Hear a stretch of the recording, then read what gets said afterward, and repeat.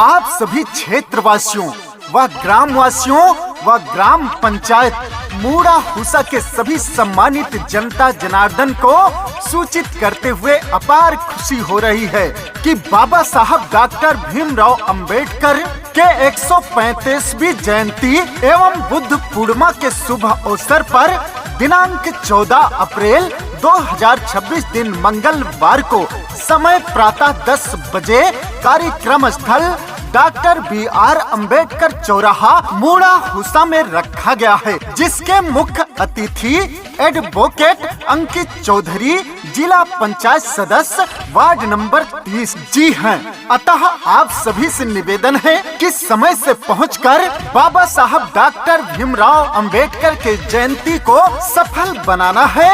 माननीय नगीना सांसद एडवोकेट चंद्रशेखर आजाद जी के सपनों को सजाना है और आजाद समाज पार्टी को पूरे भारत में लाना है और अपना योगदान दें। निवेदक आपका चहेता आपका बेटा ग्राम पंचायत मूड़ा हुसा के प्रधान पद प्रत्याशी सुश भास्कर पुत्र बुद्धि प्रकाश जी व समस्त ग्रामवासी गायक अभिषेक सिंह।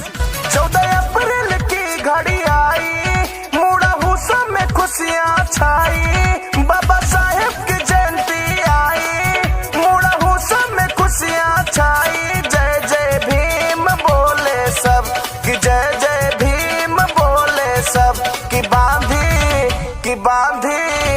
बांधी के सिर पे नीला पगड़िया। जय जय भीम बोले सब कि बांधी के सिर पे नीला पगड़िया। जय जय भीम बोले सब।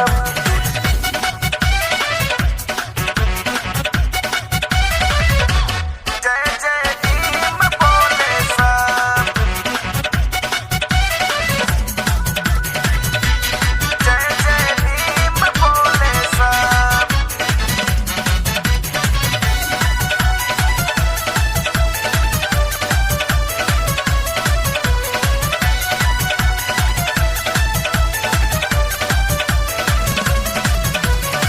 सुश भास्कर बुद्धि प्रकाश जी रंगे हैं नीले रंग में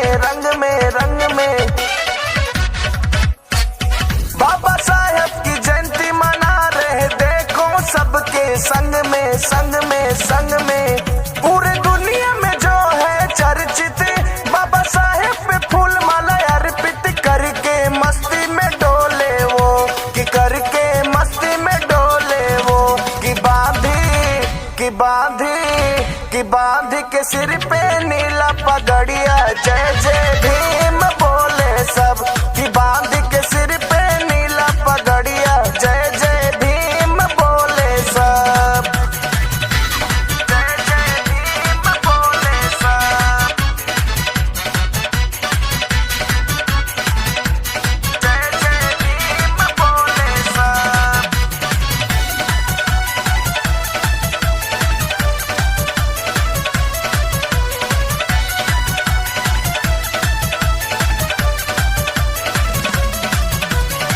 भीम आर्मी बोल रही संविधान के खातिर है लड़ना। चंद्रशेखर आजाद जी के नक्शे कदम पर है चलना। मूड़ा हुसा में बटे मिठाई आई, भीम जयंती आई, फूटे पटाखे गोले वो